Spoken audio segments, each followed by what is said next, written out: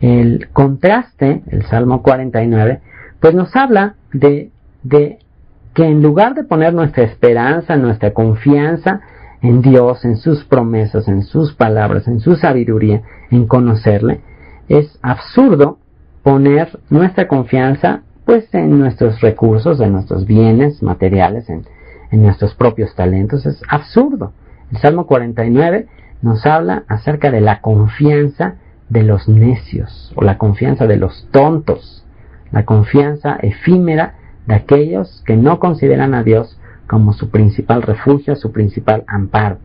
Y dice ahí en el título, en la introducción, dice: al músico principal, salmo de los hijos de Coré. Continúan estos salmos siendo siendo elaborados por los hijos de Coré, y comienza en el verso 1 diciendo lo siguiente: oíd esto, pueblos todos. Esto es para todos. Escuchen, habitantes todos del mundo, así los plebeyos como los nobles, el rico y el pobre juntamente. En otras palabras, todos. Esto es para todos. Dios no hace acepción de personas, Dios no distingue clases sociales, Dios no distingue pues la alcurnia que alguien pueda tener con la naquez que alguien más pueda tener. Dios le habla a todo mundo, y es lo que continúa diciendo verso 3: mi boca hablará sabiduría, y el pensamiento de mi corazón inteligencia. Inclinaré al proverbio mi oído, declararé con el arpa mi enigma. Así que nos está hablando de que el mayor anhelo que debemos buscar, no importa si tenemos dinero o no, si somos educados o no, no importa quién seas, tú que estás escuchando, no importa quiénes seamos, la exhortación que nos hace es inclinar al proverbio nuestro oído, inclinar a la sabiduría de Dios nuestro oído, estar atentos, tener un espíritu humilde, tener un espíritu enseñable, ser como niños que son unas esponjas que están anhelando aprender, anhelando experimentar cosas nuevas. Y de eso nos está hablando. Esfuérzate por conocer, esfuérzate, ten disciplina por aprender más de Dios. Esto no es fácil, el tener una disciplina de estudio de la palabra de Dios, el consultar diccionarios, el consultar enciclopedias, el leer libros de historia. Pues esto implica disciplina, esto implica un gran esfuerzo. Obviamente que sería mucho más fácil pues quedarnos en la tarde viendo películas y ir a Blockbuster y rentar 8 películas. Sería mucho más fácil eso, porque pues eso, pues realmente muchas veces ni siquiera necesitamos pensar para hacer eso. Pero el hecho de escudriñar la escritura, de buscar, pues eso sí requiere esfuerzo. Y es lo que está diciendo: yo me voy a esforzar en adquirir sabiduría. Es falso ese concepto que dice que no vale la pena adquirir conocimiento, que porque el conocimiento envanece. Hay un mito por ahí de algunos que dicen que el conocimiento envanece, incluso citan 1 Corintios 8, 1 y 2 fuera de contexto totalmente, diciendo que pues el conocimiento envanece, por tanto, como el conocimiento envanece, bueno, pues entonces voy a ser negligente y entonces no voy a estudiar, entonces pues ¿para qué me sirve el conocimiento? Y bueno, pues esa es una verdadera negligencia. No hay nada peor que saber hacer lo bueno y no hacerlo. El que sabe hacer lo bueno y no lo hace le es pecado. Si Dios nos ha llamado a escudriñar su palabra, a buscar su palabra como si fueran las piedras preciosas, las riquezas más pues de más alto costo, si Él nos ha mandado a hacer eso, es negligente no hacerlo.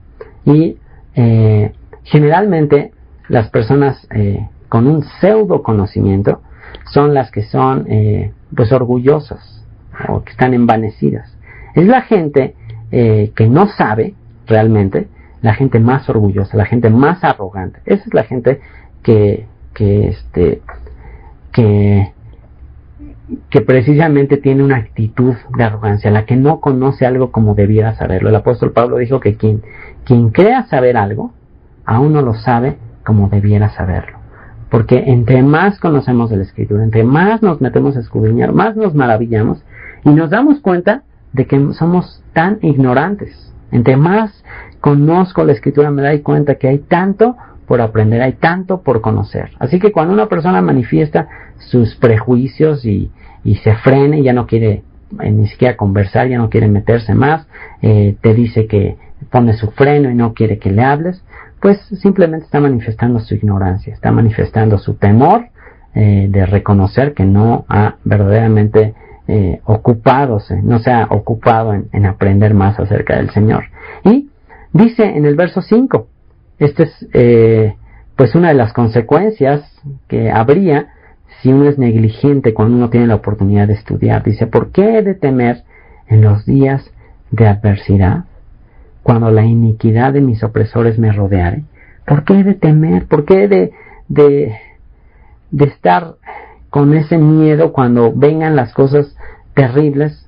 Porque pues no voy a saber ni qué va a pasar ni qué voy a hacer. Entonces es por eso que él está diciendo, voy a esforzarme en aprender, voy a esforzarme en aprender acerca de Dios, porque no tengo por qué tener ignorancia. La ignorancia es una de las principales causas de temor, pero cuando tú estás fundado en la roca, cuando tú estás conociendo las preciosas promesas del Señor, entonces no hay nada que temer. Dice la Escritura que el que teme no ha sido perfeccionado en el amor. Pero cuando tú has sido perfeccionado en el amor, cuando tú has conocido al Dios que te ama a través de la Escritura, entonces no hay nada que temer. Verso 6, y aquí viene un contraste.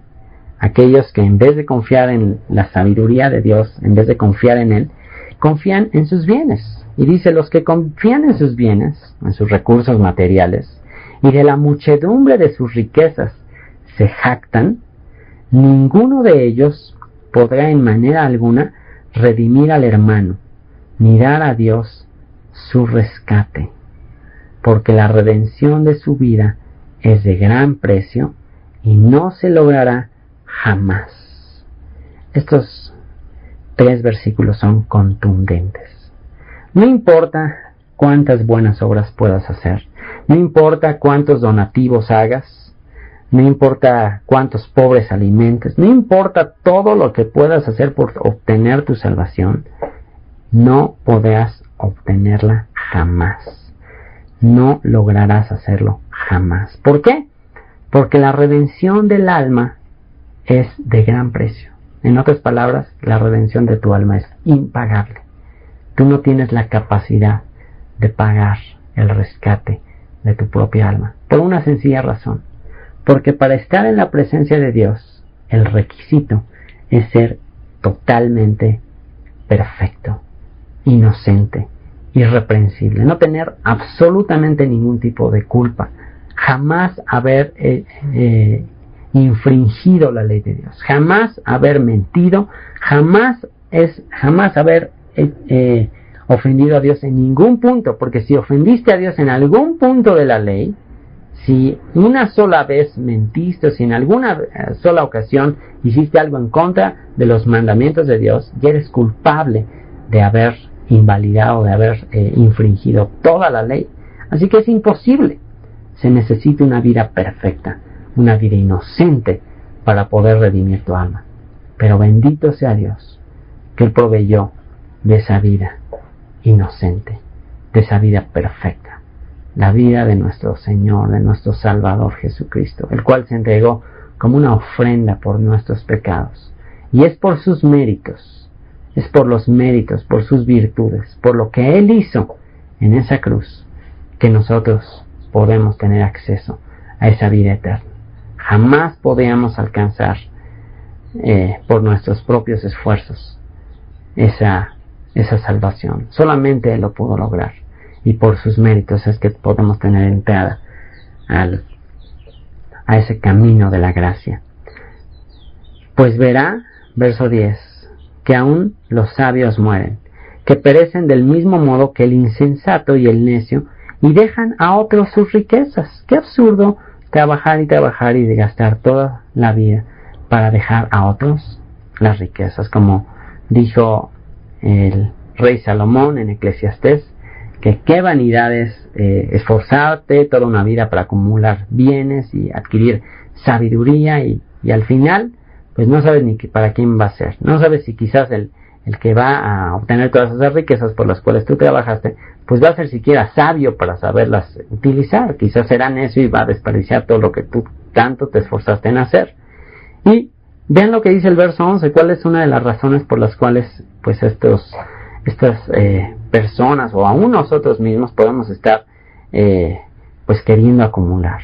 Dice, su íntimo pensamiento es que sus casas serán eternas. Su íntimo pensamiento es que sus casas serán eternas y sus habitaciones para generación y generación. Se la pasan construyendo tremenda casa, se la pasan toda la vida pues pagando por la casa, pensando que van a vivir para siempre en esa casa. Y podemos llegar al punto de embarcarnos o de endeudarnos y trabajar como dice el refrán, trabajar como negros para vivir como blancos, o tratar de trabajar muy fuerte, estar afanados y ni siquiera ser capaces de disfrutar, porque tenemos la idea de que nuestras casas serán eternas y nuestras habitaciones para generación y generación. Y este es el colmo, dice ahí mismo en el verso 11, dan sus nombres a sus tierras. La obsesión por tener las escrituras que tienen nuestro nombre y decir, es que esto es mío, esto me pertenece, esto tiene mi nombre. Y a tal grado llega a veces la insensatez, lo absurdo de nuestra manera de pensar como humanos, de que haya incluso algunas personas que pagan grandes cantidades de dinero porque su nombre, su apellido esté ahí en una calle o esté ahí en una estrella en Disneylandia o ahí en Hollywood, que aparezca una estrella con su nombre, pensando que se va a quedar ahí su nombre para siempre, sin darse cuenta que la gente pasa y pisotea sus nombres y que eso obviamente que no va a permanecer para siempre. Pero ¿hasta qué grado llega la vanidad nuestra de pensar que nuestros nombres quedarán allí y darle nuestro nombre a los lugares y hacer tremendas celebraciones cuando se inaugura el restaurante fulanito de tal o la escuela o la calle o lo que sea o el puente, cosas tan absurdas? Sin embargo, dice el verso 12, mas el nombre no permanecerá en honra. Es semejante a las bestias que perecen. Su camino es locura. Con todo, sus descendientes se complacen en el dicho de ellos. Es un camino de locura, pero no nada más eso. Incluso sus descendientes continúan la misma locura. Ya viene el descendiente de un gran hombre que se esforzó en tener honra y lo único que cambia es pues que se pone un numerito ahí y ahora es, en vez de ser Cuauhtémoc primero, ahora es Cuauhtémoc segundo o X, y tratan de continuar la dinastía y continúan la locura de ellos. Verso 14, como a rebaños que son conducidos al Seol o al sepulcro. Seol significa sepulcro. La muerte los pastoreará y los rectos se enseñorearán de ellos por la mañana. Dice también otro texto que Dios se encarga de que los impíos o los que no le agradan, o a la gente que simplemente decide vivir para su propia gloria, o la gente que nada más que se olvida de Dios, que no le importa a Dios y viven nada más para autosaciarse. Dice que Dios se encarga de hacer que esta gente amontone riquezas para después dárselas a sus hijos. Y dice aquí precisamente eso, que la muerte los pastoreará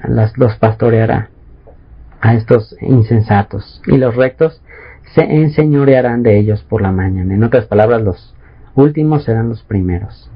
Se consumirá su buen parecer y el Seol será su morada. Se consumirá su buen parecer. Así que aquí podemos ver lo absurdo de estar haciéndose infinidad de cirugías plásticas pensando que su buen parecer va a permanecer para siempre, y podemos ver como varios artistas se hacen una tras otra cirugía esperando mantenerse jóvenes Y cómo hay algunos que ya llegan al grado de hacerse tantas cirugías, de afectar tanto su fisonomía, su cuerpo, que llega el momento en que ya aparecen fenómenos, ya realmente su cara, su expresión ya es de un verdadero monstruo, pero con el afán de mantener su buen parecer. Sin embargo, aquí dice que se consumirá su buen parecer y el Seol será su morada. Así que no te preocupes tanto por tu cuerpo, no inviertas tanto tiempo en tu parecer, en tu buen parecer. Es importante tener un balance, es importante cuidar nuestro cuerpo, ya que es templo del Espíritu Santo, pero no irnos al exceso de estar obsesionados con nuestro buen parecer y pasar horas y horas enteras en el espejo. O sea, tampoco eso, porque finalmente este cuerpo, pues lo vamos a dejar. Este cuerpo va a ser transformado. Este cuerpo débil, este cuerpo corruptible, será transformado por un cuerpo de poder, un cuerpo de gloria. Esta debilidad nuestra será cambiada por poder. Así que no te preocupes. Un día el Señor te dará un nuevo modelo en el cual pues ya no tendrás que estarte lamentando cada vez que te veas al espejo. No te preocupes. Un día te gozarás al ver que Dios te dará un cuerpo semejante al de la gloria suya. Verso 15. Pero Dios redimirá mi vida del poder del Seol, porque Él me tomará consigo. Dios redimirá, Dios rescatará mi vida del poder del sepulcro, porque Él me tomará consigo. Es la misma idea que Pablo expresó al decir: ¿dónde está, oh muerte, tu victoria? ¿Dónde está, oh sepulcro, tu aguijón? Sorbida es la muerte en victoria. Es cuando Pablo habló de la victoria que tendremos sobre la muerte, cuando el Señor resucite estos cuerpos mortales que tenemos. No temas, verso 16, cuando se enriquece alguno, cuando aumenta la gloria de su casa, porque cuando muera no llevará nada, ni descenderá tras él su gloria. Aunque mientras viva, llame dichosa a su alma y sea loado cuando prospere, o sea, sea alabado y la gente, todo el mundo trate de quedar bien con la persona porque pues, tiene dinero y toda la gente les llama y está con ellos por interés. Y dice: no tengas envidia de ellos, no temas, no te preocupes. Entrará en la generación de sus padres y nunca más verá la luz. O sea que no te preocupes. Quizás hay veces que sueñas con ser Bill Gates, quizás hay veces que sueñas con tener una gran fortuna, pero Dios sabe las circunstancias en las que te permitió nacer. Y ten por seguro que si Dios no nos ha dado más, es porque sabe que quizás si nos diera más, no tendríamos la misma disposición y el mismo tiempo para estar con Él. Hace poco que realicé un viaje a Cancún y bueno, pues a mí me encanta andar en las motos estas acuáticas.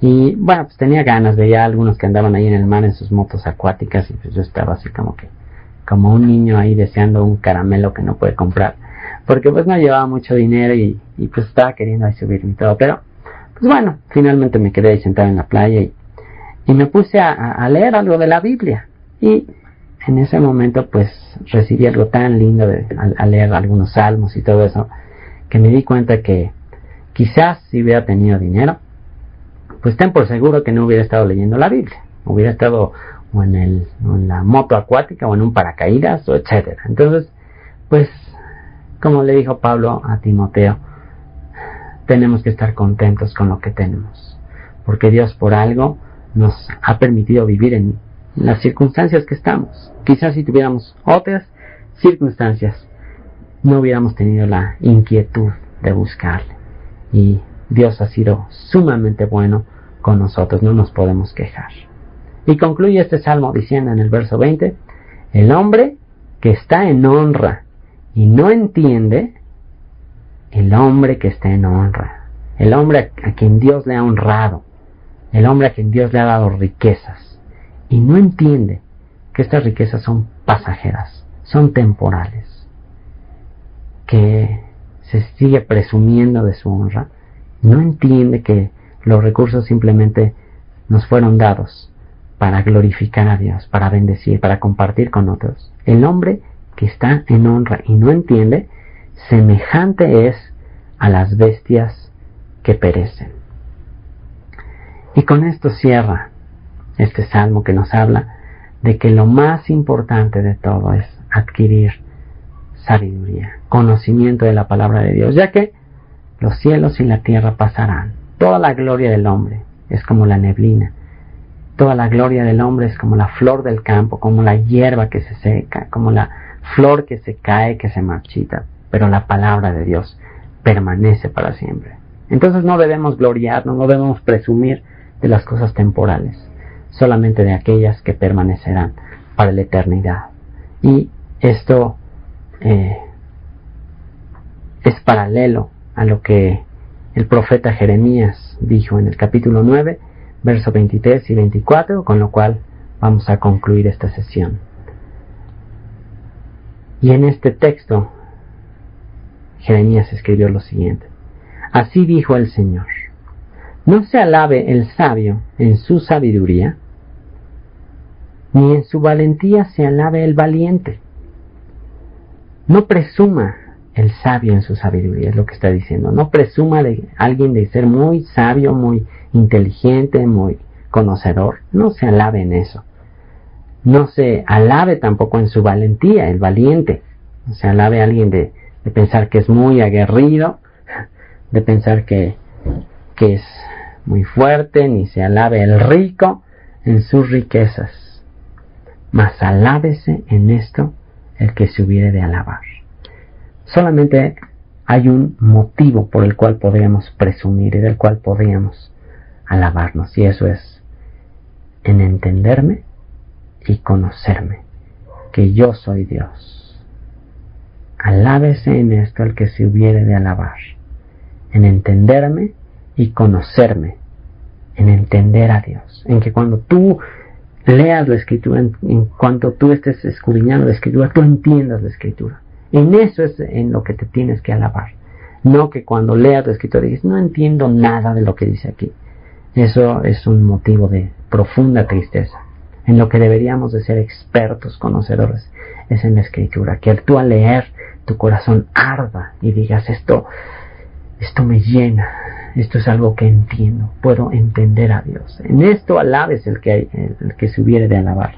En entenderme y conocerme, que yo soy Dios, que hago misericordia, juicio y justicia en la tierra, porque estas cosas quiero, dice el Señor. Que estas cosas quiero, dice el Señor. Que estas